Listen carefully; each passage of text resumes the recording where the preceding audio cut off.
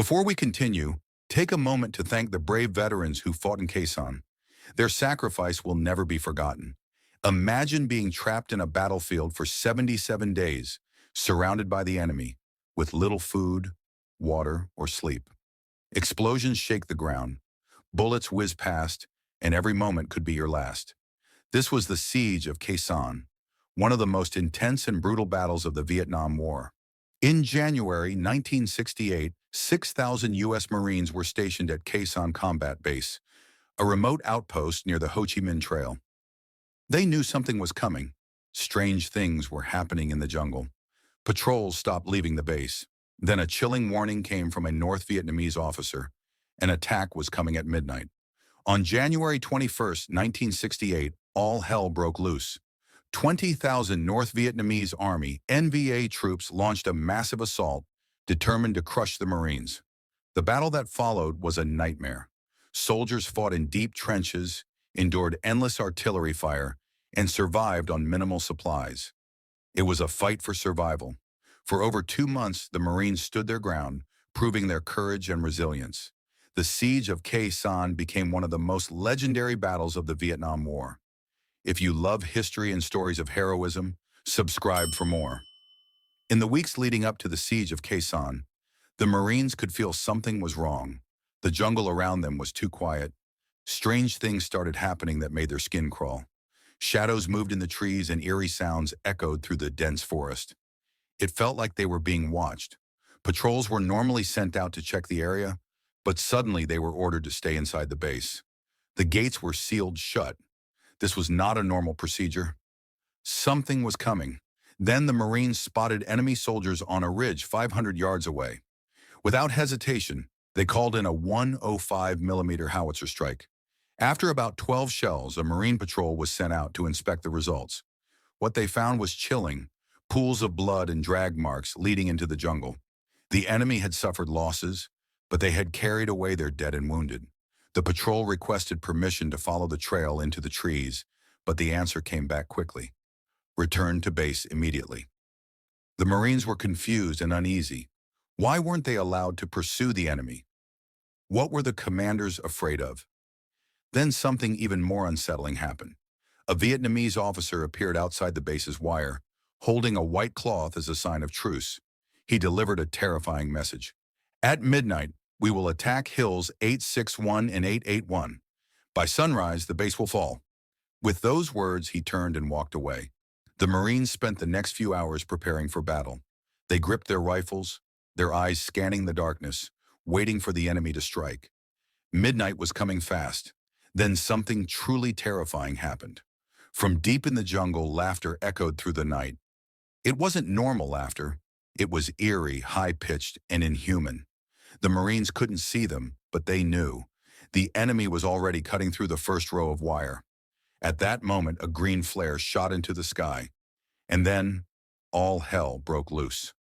The moment the green flare lit up the sky, the night exploded into chaos. Gunfire, mortars, and artillery shells rained down on the Marines at Khe Sanh Combat Base. The enemy had launched their full-scale attack. The North Vietnamese Army, NVA, numbering over 20,000 troops, came from all sides. They had been preparing for this moment for months, digging trenches and tunnels to get closer to the base. Now they were charging forward, determined to wipe out the 6,000 Marines defending Khe Sanh. The Marines were ready. They had been waiting for this moment, and the second the enemy came into view, they opened fire with everything they had. Machine guns roared, mortars fired, and grenades exploded as the defenders held their ground. But the enemy was relentless.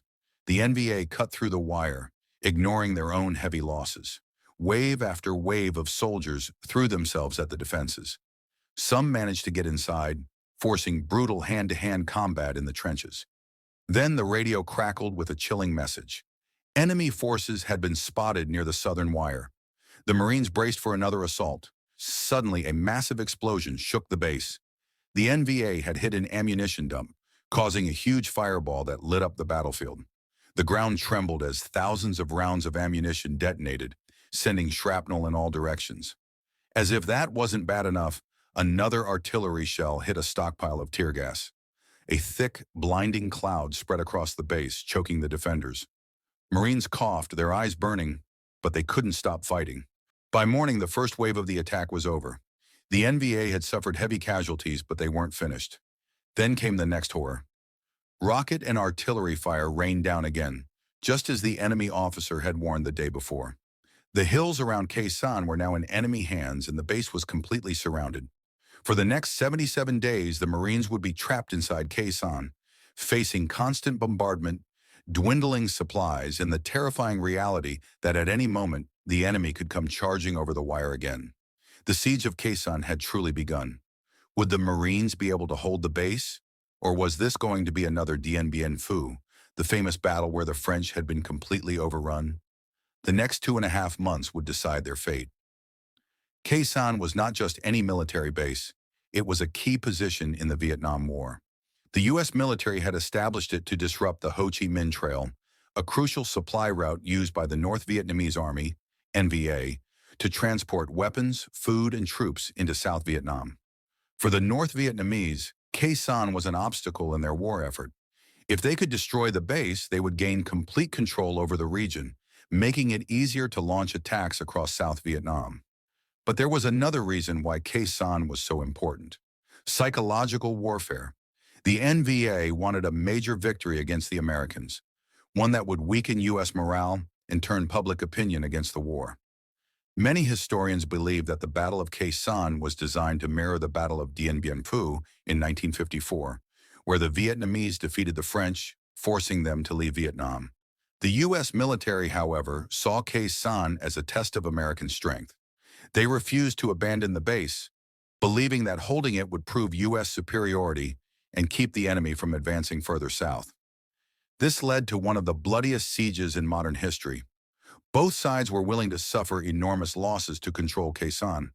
But while the U.S. was focused on defending the base, the NVA had another plan in motion, one that would take the entire war in a new direction. As the Marines fought to survive at Khe Sanh, something even bigger was about to happen: the Tet Offensive. The first night of the Siege of Khe Sanh was pure chaos. The Marines were outnumbered, but they were determined to hold their ground. The NVA forces attacked in waves, throwing everything they had at the defenders. They used rockets, mortars, and artillery, pounding the base from the hills around it. The Marines fired back, machine guns rattling as they tried to cut down the enemy before they reached the wire. In the darkness, forward artillery observer Dennis Mannion was moving through the trenches, armed with only a .45 caliber pistol. He could barely see in the blackness, feeling his way along the trench walls. Then suddenly, he touched something soft: hair.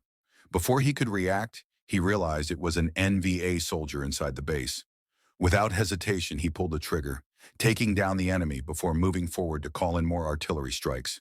The battle raged on, with close quarters combat in the trenches. Marines fought with rifles, pistols, bayonets, and even their bare hands. It was a brutal fight for survival. Then came one of the worst moments of the night: a direct hit on the base's ammunition dump. The explosion was so powerful it lit up the night sky, sending a shockwave across Khe Sanh. The blast destroyed much of the base's stored ammunition, making it even harder for the Marines to defend themselves. But the nightmare wasn't over. Another artillery round hit a tear gas cache, releasing thick clouds of gas across the base. Marines coughed, their eyes burning, struggling to see. Some had gas masks, but others had to fight through the choking fumes. By morning, the first wave of the attack had ended. The Marines had held their ground, but at a terrible cost. 18 Marines were killed and over 50 were wounded in just the first night. Then, just as the sun began to rise, more rockets and artillery rained down on the base. The NVA weren't stopping. They had dug in around the hills, using the high ground to keep pounding Khe Sanh with nonstop fire. The Marines were now completely surrounded. The battle was only just beginning, and the men at Khe Sanh would have to endure 77 days of hell, with no way out. The first night of the siege had been brutal, but the Marines had no time to recover. As the days passed, Khe Sanh was pounded by relentless artillery fire. Every single day, over 1,000 enemy shells slammed into the base. The Marines were trapped. They couldn't leave, and no reinforcements could reach them by land. The only way to get supplies was through airdrops and helicopters, but even that was risky. The NVA controlled the surrounding hills, making any movement outside the trenches suicidal. Life in Khe Sanh became a nightmare. The Marines lived in muddy trenches and bunkers, constantly on edge. Sleep was almost impossible. Every time they tried to rest, another explosion would shake the ground, throwing dirt and debris into the air. There was no fresh food or clean water. Supplies were dropped by parachute, but the NVA would shell the drop zones before the Marines could retrieve anything. Sometimes food was destroyed before they could even reach it. Water was even worse. Many Marines went days without drinking anything in the sweltering jungle heat. The conditions inside the base were horrific. Bodies piled up, and with no time for proper burials, the dead rotted under the sun. Rats swarmed over the corpses, chewing on the fallen. Marines would wake up to find rats crawling on their bodies, trying to bite their flesh. Clothing disintegrated from the constant rain, mud, and filth. Some Marines went the entire 77 days in the same uniform, which had turned to rags by the end of the siege. The worst part? The shelling never stopped. The NVA had surrounded Khe Sanh, positioning artillery, mortars, and rocket launchers in the hills.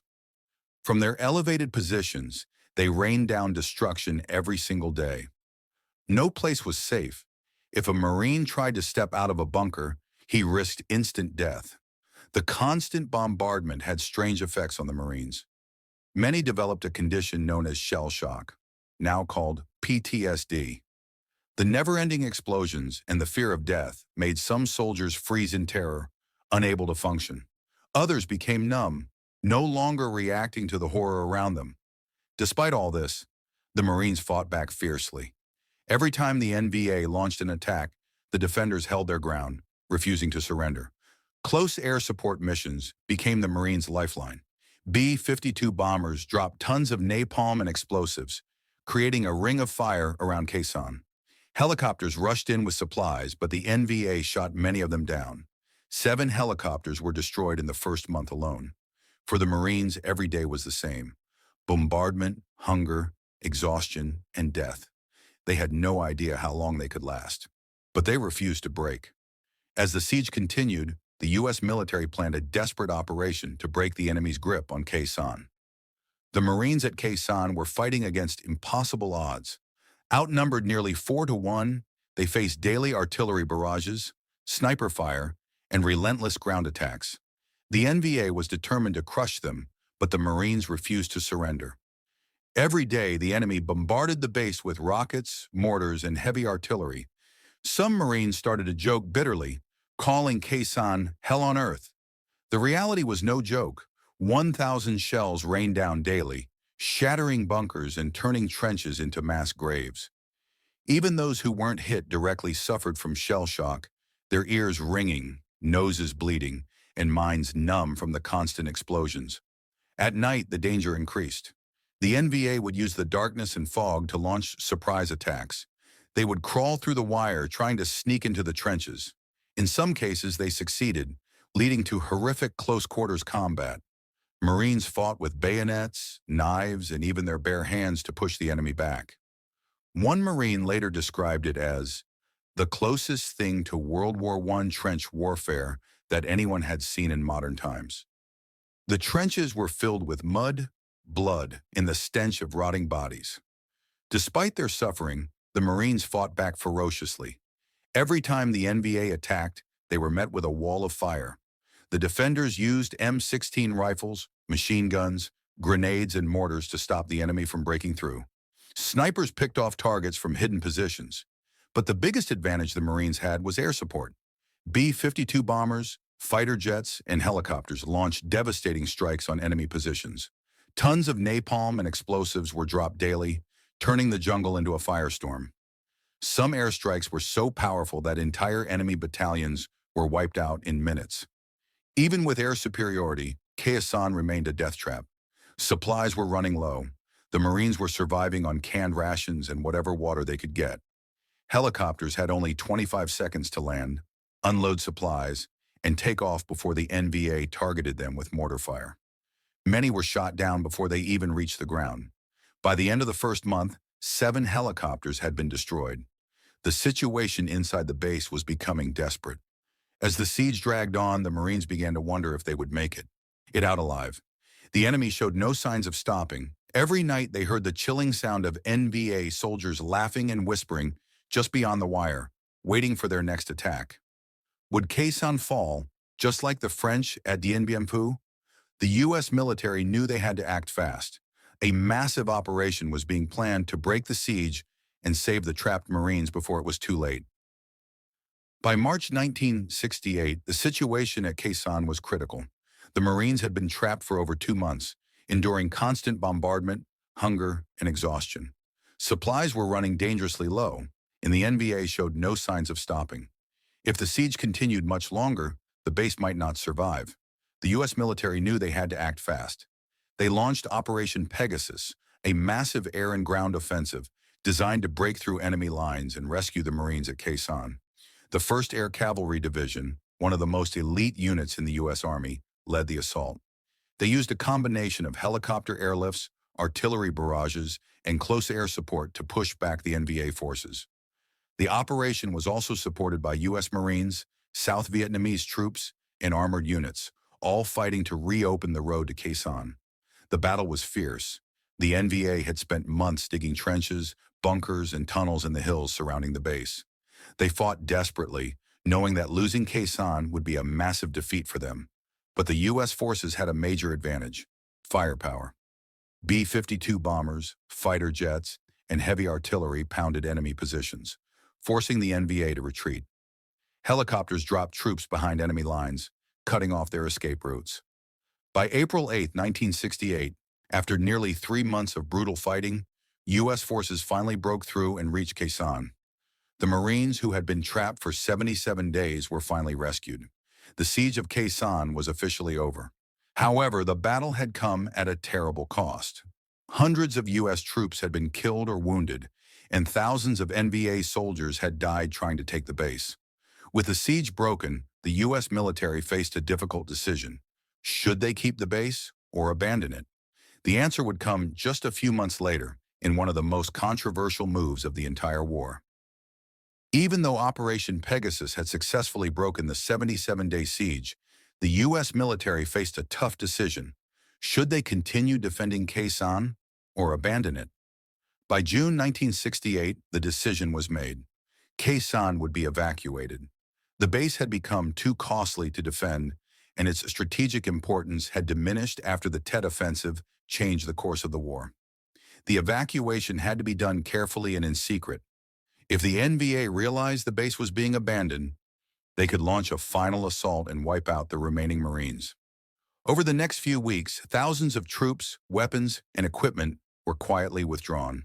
The last Marines left on July 11, 1968, under the cover of darkness. To prevent the NVA from using the base, the U.S. forces destroyed bunkers, trenches, and runways before leaving. When the North Vietnamese Army finally took over Khe Sanh, they found little more than ruins. The evacuation was highly controversial. Many questioned why the U.S. had sacrificed so much to defend Khe Sanh, only to abandon it just months later. Some compared it to the French defeat at Dien Bien Phu, but military leaders argued that the Marines had held their ground and left on their own terms. The battle had been won, but at a terrible cost. Hundreds of Americans had died, and thousands of Vietnamese soldiers had perished in a battle that ultimately changed nothing. But for the Marines who fought at Khe Sanh, the battle was more than just a strategic decision. It was a test of courage, survival, and brotherhood. They had faced overwhelming odds and endured unimaginable hardships, proving their strength and resilience in one of the longest sieges in modern military history. The Siege of Khe Sanh was one of the bloodiest battles of the Vietnam War. For 77 days, 6,000 U.S. Marines fought against 20,000 North Vietnamese troops, enduring relentless artillery fire, brutal ground assaults, and extreme conditions. The cost of the battle was staggering. Around 300 U.S. troops were killed, and over 3,000 were wounded. On the other side, the NVA suffered an estimated 15,000 casualties. The battlefield was littered with the bodies of fallen soldiers, a haunting reminder of the horrors of war. But Khe Sanh was more than just a military battle. It became a symbol of American resilience and sacrifice. The Marines who fought there showed incredible bravery, surviving against all odds. Even though the base was later abandoned, their determination and courage left a lasting impact on military history. Many veterans who survived Khe Sanh carry the physical and emotional scars of the battle for the rest of their lives. The constant bombardment, the fear of being overrun, and the horrors they witnessed stayed with them forever. Some struggled with PTSD, while others found strength in the unbreakable brotherhood they had formed in the trenches. Today, Khe Sanh remains a powerful reminder of the sacrifices made during the Vietnam War. The battlefield has been preserved as a war memorial, honoring those who fought and died there. To all the veterans who served at Khe Sanh and in the Vietnam War, we honor your service and sacrifice. Your bravery, resilience, and dedication will never be forgotten. And to everyone watching, thank you for taking the time to learn about this incredible story. If you love military history and want to hear more powerful stories of courage and survival, subscribe and stay connected. Let's keep history alive and always remember the heroes who fought for our freedom.